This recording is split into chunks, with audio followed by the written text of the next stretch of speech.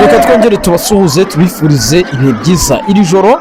rya tariki ya 15 z'ukwezi kwa kabiri umwaka 2026 ibintu byahindutse i Bujumbura, i Gitega ibintu byahindutse ku ngoro ya Son Excellence Evariste Ndayishimiye, ibintu byamaze kugenda bihinduka. Ngo bimeze bite rero uyu mugoroba? Biravugwa yuko byamaze kugenda mu by'ukuri abasirikare benshi bamaze kugenda barungikwa hano ku biro bikuru bya presidence y'igihugu cy'u Burundi, ariko nanone si ibyo kandi nuko hariya Igitega mu murwa mukuru wa politike mu by'ukuri naho ibintu byamaze kugenda bihinduka, nyuma yuko umukuru w'igihugu cy'u Burundi uyu munsi yahawe ingoma cyangwa se yamaze kugenda ahabwa mu by'ukuri inkota ityaye yo kurindisha umugabane wa Afrika. Murabizi neza ko Perezida Evariste Ndayishimiye ari wamaze kugenda atorerwa kuyobora umuryango wa Afrika yunze ubumwe, ndetse akaba yasimbuye mugenzi we João Lourenço igihugu cya Angola. Ubu rero biravugwa yuko nyamuneka ku butaka bw'igihugu cy'u Burundi ho bitifashe neza, aho harimo haragenda havugwa yuko haba hari amakuru ategura kudeta. Amakuru rero aravuga yuko uyu munsi ku biro bikuru bya Perezida Evariste Ndayishimiye ndetse na radio na televiziyo by'igihugu hakomeje kugenda hagaragara urujya n'uruza rw'abasirikare ndetse bahashyirwa ku bwinshi. Biza kumenyekana yuko ari itegeko rikomeye cyane ryaje gutangwa na Son Excellence Evariste Ndayishimiye kugira ngo mu by'ukuri umutekano ukazwe, yaba mu murwa mukuru w'ubucuruzi ndetse no mu murwa mukuru wa politike ariyo Gitega, kugira ngo mu by'ukuri bakomeje bakurikirane barebe yuko mu by'ukuri uko kuba umukuru w'igihugu cy'u Burundi ari hanze y'igihugu bitaza kuba byagira ingaruka yaba kuri we ndetse no ku bene igihugu. Turaza kugenda tureba rero amakuru menshi agiye atandukanye, yaba ayavugwa ku mugabo bita Reverien Ndikuriyo ukomeje kugenda arikoroza, ndetse uyu mugoroba nyamuneka turababwira ukuri ko makuru akomeje kugenda atohozwa. Ese koko haba habayeho attempt ya kudeta cyangwa se haba hageragejwe kudeta nk'uko benshi bakomeje kugenda babigaragaza, ndetse ku marezo sosiyo atandukanye agaragaza mu by'ukuri amafoto y'abasirikare benshi korwe rw'akazi mu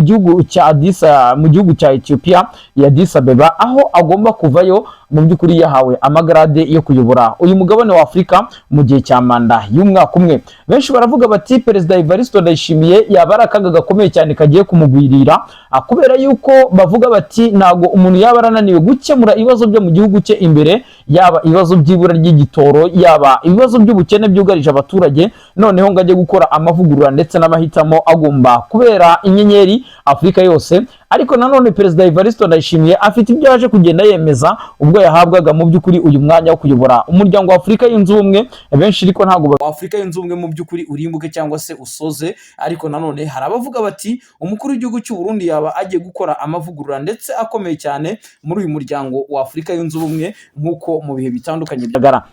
Ni Perezida Evariste Ndayishimiye rero mu by'ukuri ibintu bikomeje kugenda bihindukana, ariko ngira ngo turi buze gukubitira mu gisirikare cy'u Burundi naho turebe amakuru ari kugenda aturukayo, turebe ku biro bikuru bya Perezida w'iki gihugu cy'u Burundi, turebe ngo biravugwa bite cyangwa se bihagaze bite. Ese umwuka mubi uvugwa yuko haba harimo harategurwa kudeta mu basirikare ndetse no kuba abasirikare cyangwa se garde presidentielle, abasirikare barinda umukuru w'igihugu ndetse n'abasirikare basanzwe bayobora barinda iki gihugu, biravugwa yuko baba batari kuvuga rumwe. Ibyo byose turaza kugenda tubirambura, tuza kugaruka ku ngingo zitandukanye, dukubitire mu burasirazuba bw'igihugu cya Kongo, nanone dukurikirane aho ingabo z'u Burundi zikomeje ama operation atandukanye, by'umwihariko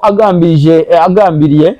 guhashya M23 ndetse no gushaka uburyo imitwe yitwaje intwaro irimo Red Tabara barebe ko bayirukana ku butaka bw'igihugu cya Kongo. Ariko nanone biravuga yuko Red Tabara yamaze kugenda ibarusha ingufu mu buryo budasanzwe mu Cibitoke, hariya mu bice bya hafi ya za Kamanyora ku ruhande rw'igihugu cya Repubulika Demokarasi ya Kongo. Biri kuvuga yuko hamaze iminsi hari kugaragara urujya n'uruza ndetse n'imyitozo ikomeye cyane y'abasirikare. Benshi bavuga ko mu by'ukuri yaba ari Red Tabara irimo iritegura kuba yagaba ibitero nanone ku butaka bw'iki gihugu cy'u Burundi. Perezida Evariste Ndayishimiye mu by'ukuri akaba Red Tabara ayitinya kubi, ndetse General Niyombare nawe yamaze kongera kugaruka mu itangazamakuru nyuma y'igihe kirekire atagira ikintu atangaza, ariko nyamuneka ibyo yatangaje byo ni akamaramaza cyangwa se nagaterera nzamba nka kamwe ka nyina wa nzamba. amakuru ahari gusa nuko yaba ngo hari umugambi ukomeye cyane uri hagati y'uyu mugabo General Niyombare Denis Bucuma Nkurunziza ndetse na Reverien Ndikuriyo ku kuba bakura Perezida Evariste Ndayishimiye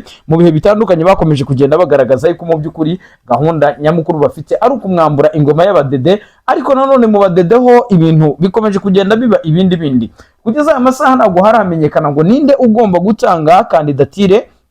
cyangwa se ninde ugomba guserukira iri shyaka nk'umukandida perezida mu matora ateganyijwe umwaka utaha, ariko Perezida Evariste Ndayishimiye we yamaze gusa naho atakarizwa icyizere ntaga kigaruka muri aya majwi. Hari abavuga bati ese Perezida Evariste Ndayishimiye cyaba ari cyo gihe ngo asezererwe cyangwa se akurwe muri iri shyaka atakarizwa icyizere, ariko nanone abandi bakavuga bati byaba byiza aramutse ahawe amahirwe ya kabiri, noneho tukareba yuko iyi manda ya kabiri uyu mukuru w'igihugu cy'u Burundi yaba agiye kuyobora iki gihugu cy'u Burundi hari icyo byagenda bitanga, bikagaragaza yuko rero mu by'ukuri bimuhinduka. Son Excellence Evariste Ndayishimiye iki gihugu cy'u Burundi ku munsi w'ejo nibwo yahererekanyaga ububasha na João Lourenço w'igihugu cya Angola mu kuyobora uyu muryango wa Afurika yunze ubumwe. Perezida Evariste Ndayishimiye yarahiriye kuba agiye gusoza intambara iri mu burasirazuba bwa Kongo, nubwo bwose bikomeje kugenda bigaragara yuko akomeza kugenda ayigiramo uruhare mu bwo kongera abasirikare b'abarundi harya ku butaka bw'iki gihugu cya Kongo. Turaza kugenda tureba ibyo ari byo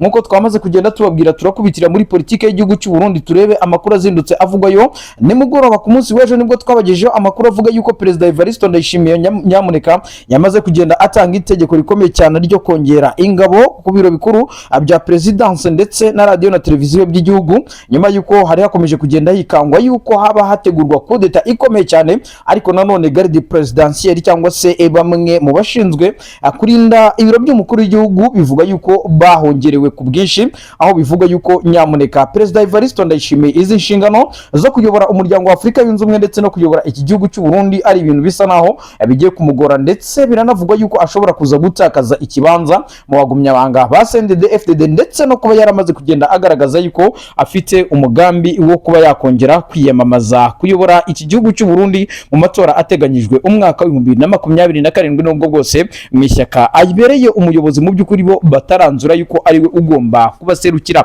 Amakuru kandi turi buze kugenda tugaruka akubijyanye na Reverien Ndikuriyo nawe ukomeje kugenda aba icyatwa hirya no hino ku butaka bw'igihugu cy'u Burundi nyuma yo kugenda agaragara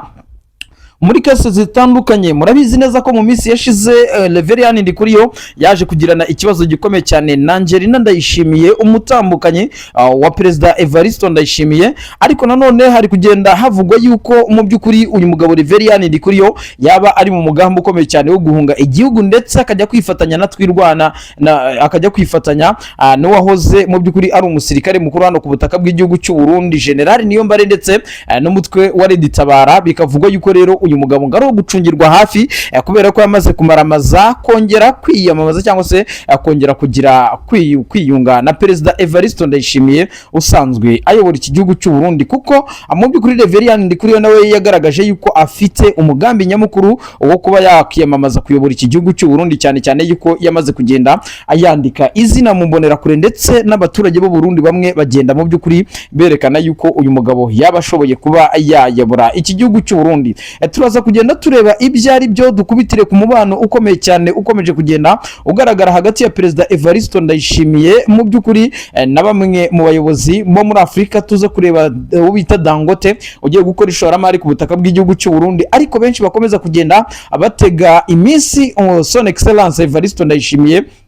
yuko mu by'ukuri atazabasha koroshya ishoramari ku bashoramari bashaka kuza gukorera business zabo mu gihugu cy'u Burundi, ndetse hakaba hari n'impungenge yuko ruswa nibura ry'igitoro bishobora kuzagenda biba imbogamizi yuko iki gihugu cy'u Burundi mu by'ukuri cyakomeza kugenda kibona abandi bashoramari bagishoramo muri sectors zitandukanye, yaba mu bucuruzi, mu buhinzi ndetse no mu nganda, nk'uko Perezida Evariste Ndayishimiye amaze iminsi agaragaza yuko yamaze kugenda yoroshya ishoramari. Nibyo kandi rero reka dutangire rero amakuru nkuko twahereye ku ngingo z'ingenzi tubibabwira. Biravuga yuko mu gitondo cya kare indege zaguye ku kibuga cy'indege cya Bujumbura mu by'ukuri zabaye nkaho zihura n'ikibazo gikomeye cyane kirimo icyo bita jamming cyangwa se kuba zaburaga itumanaho rikomeye cyane. Amakuru akavuga yuko rero mu mugambi ukomeye cyane M23 imaze iminsi igaragaje yuko yaba ishaka guhagarika ibikorwa bya gisirikare, ndetse birimo biragenda bitegura ibitero bikomeye cyane mu bice bitandukanye bitandukanye, harimo no kubuza indege z'amasosiyete y'amahanga, harimo kubuza indege za gisirikare zirimo zirahagurukira ku butaka bw'igihugu cy'u Burundi ku kibuga cy'indege cyitiriwe Michael International Ndadaye Airport, zikajya kubombarida ibice bitandukanye hariya mu bice bya Kivu y'Amajyepfo ndetse na Kivu y'Amajyaruguru. Ubu rero harimo haranurwanurwa amakuru y'uko 23 ishobora kuba yamaze kugenda yohereza intasi kugira ngo zijye gusa naho zikaminga cyangwa se zikaminga down icyo bita itumanaho ku kibuga cy'indege cya Bujumbura, aho bivugwa yuko ubu kuri aya masaha ingendo zisa naho zahagaze z'indege nyuma yuko mu by'ukuri byagaragaje ko bishobora kuza guteza congestion cyangwa se inkomyi hano ku kibuga cy'indege cya Bujumbura. Abaho rero guhitamo kuba izo ndege ziretse guhaguruka kugira ngo barebe mu by'ukuri icyaba akiri gutera iryo tumanaho risa naho ryamaze kugenda rigira ikibazo. Amakuru kandi akomeza kugenda agaragaza yuko izi nyeshyamba za M23 zo zamaze kugenda zigaragaza yuko mu by'ukuri ziteguye guhangana na leta ya Gitega, mu gihe Perezida Evariste Ndayishimiye we umunsi ku munsi yohereza ingabo ku butaka bw'igihugu cya Kongo, by'umwihariko mu bice bya Minembwe, Mikarati, Mikenke ho muri Kivu y'Amajyepfo muri teritwari ya Fizi, kugira ngo mu by'ukuri bajye gukomeza ibikorwa bya gisirikare. Ariko 23 yakomeje kugenda igaragaza yuko itazabasha kwihanganira kuba ingabo z'u Burundi zirimo zirongera ku butaka bw'igihugu cya Kongo kujya kubangamira abanyagihugu. Bikavuga yuko rero yaba ari nawo umugambi ukomeye cyane inyeshyamba za M23 zaba zatangiye kuba zatera kira kibuga cy'indege cya Bujumbura kugira ngo bahagarike ibikorwa bya gisirikare birimo birahakorerwa. Mu minsi yashize kandi mwakomeje kugenda mubibona yuko Perezida Evariste Ndayishimiye ubwo yaraturutse mu gihugu cya Dubai yari yitabiriye inama, ndetse benshi banagaragaza yuko yari agiye mu buryo bwo kwivuza. Biravugwa yuko mu by'ukuri atigeze yururukira kuri iki kibuga cy'indege kubera ibibazo by'itumanaho bikomeje kugenda bihagaragara. Bikavuga yuko umukuru w'igihugu cy'u Burundi yururukiye mu gihugu cya Tanzania afata imodoka ziba arizo zimugeza ku butaka bw'igihugu cy'u Burundi, bisa nuko byagenze umwaka wa 2015 ubwo Petero Nkurunziza yakorerwaga kudeta ndetse akifashisha umupaka w'igihugu cy'u Burundi ndetse na Tanzania, akambuka akisanga ku butaka bw'igihugu cy'u Burundi nyuma yuko yari yamaze kugenda akorerwa kudeta n'ikibuga cy'indege cyamaze kugenda gifatirwa.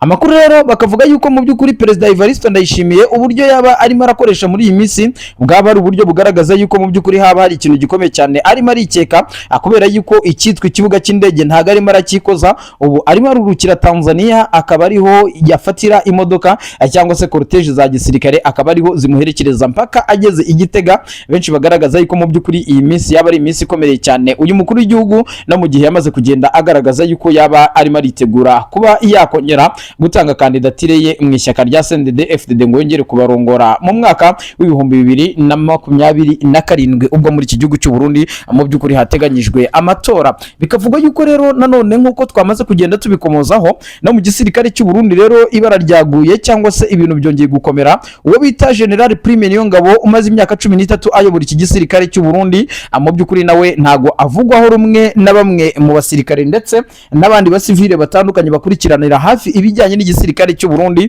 aho bivugwa yuko we na Perezida Evariste Ndayishimiye baba baragize uruhare ndetse n'umugambi wo gusenya igisirikare cy'u Burundi mu gihe bagiye ku butegetsi, cyangwa se Perezida Evariste Ndayishimiye yageze kuri ubutegetsi igisirikare cy'u Burundi gifite hegemony ku rwego ruri hejuru. Ariko izi saha igisirikare cy'u Burundi kikaba cyaramaze kugenda mu by'ukuri gicika amazi mu buryo bugaragara. N'ikimenyimenyi nuko umunsi ku munsi bakubitwa bikomeye cyane, bagakubitwa iz'amatwi n'inyeshyamba za M23 mu bice bya Kivu y'Amajyepfo ndetse na Kivu y'Amajyaruguru, aho hakomeje kugenda habera imirwano ikomeye cyane ndetse n'abakora mu rwego rushinzwe iperereza ku butaka bw'igihugu cy'u Burundi. Ariko nanone bikavugwa yuko raporo cyangwa se uburenganzira bwari bwamaze kugenda butangwa n'uhagarariye cyangwa se n'umushikiranganje mukuru ushinzwe ubutungane ku butaka bw'igihugu cy'u Burundi. Bivugwa yuko rero yamaze kohereza intumwa zikomeye cyane ndetse zirimo n'inzego z'umutekano kujya gusaka urugo rwa Reverien Ndikuriyo, nyuma yuko mu minsi yashize uwo bita Shabani yatanze amakuru akomeye cyane agaragaza yuko uyu Reverien Ndikuriyo yaba ari mu mugambo ukomeye cyane wo gukomeza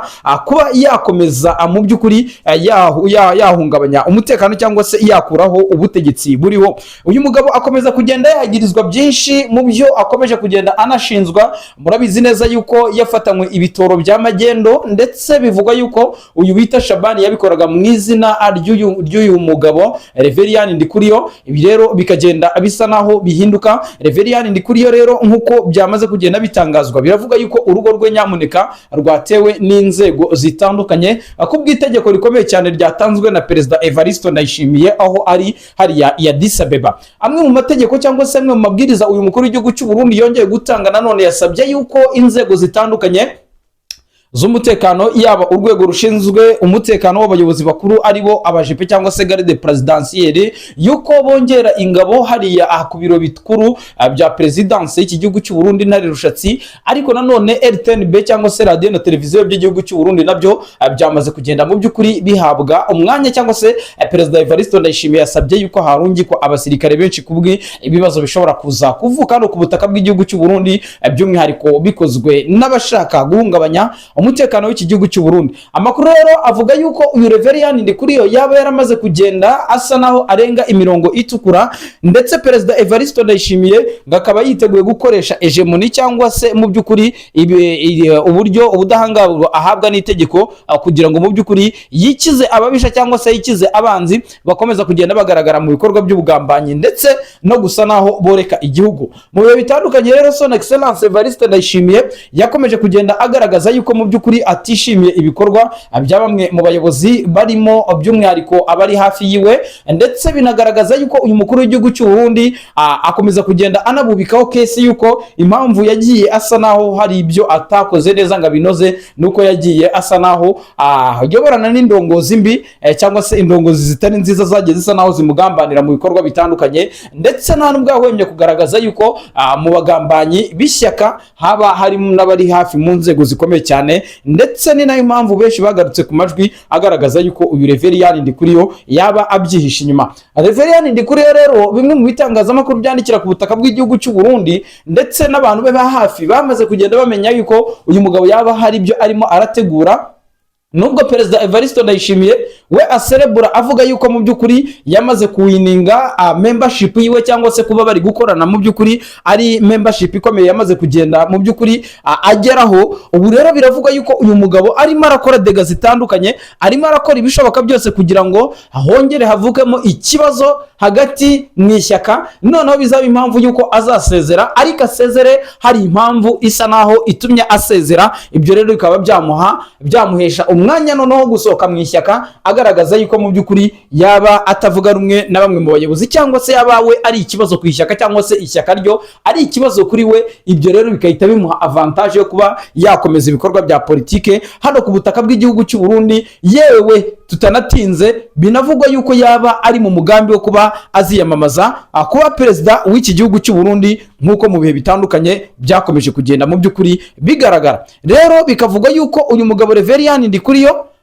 ari menge cyangwa se bisa naho ibintu byamuhindukanye, ariko nanone si we wenyine, hari abandi bari kugenda baza mu madosiye no mu gisirikare cy'u Burundi. Amakuru aravuga yuko bamaze kugenda bagumuka, abo bita Prime Niyongabo nawe n'abahungu biwe cyangwa se n'abayoboye nabo biravuga yuko batari kuvuga rumwe. Ariko nanone si mu gisirikare gusa cyangwa se si ibibazo byonyine Prime Niyongabo afitanye n'abasirikare, cyane cyane yuko ari we ushinzwe ubuzima bwa buri munsi bw'aba basirikare, nuko n'umukuru w'igihugu cy'u Burundi nawe bafitanye ikibazo kubera yuko agenda muhinduriraho amategeko ndetse n'amateka. Ubu biravuga yuko rero mu gihe umukuru w'igihugu cy'u Burundi arimo aragirira inzinduko cyangwa se ingendo mu mahanga mu buryo itegeko nshinga rimwemerera, bivuga yuko asiga yakuyeho Prime Niyongabo nk'umugaba mukuru w'ingabo akimika undi musirikare muto. Ibyo ngibyo rero kugira ngo agaragaze yuko mu by'ukuri atize uyu Prime Niyongabo cyangwa se Prime Niyongabo atifashisha iyo hegemoni afite nk'umugaba mukuru w'ingabo, bikaba byamuhesha umwanya wo kuba yakora kudeta cyangwa se yahungabanya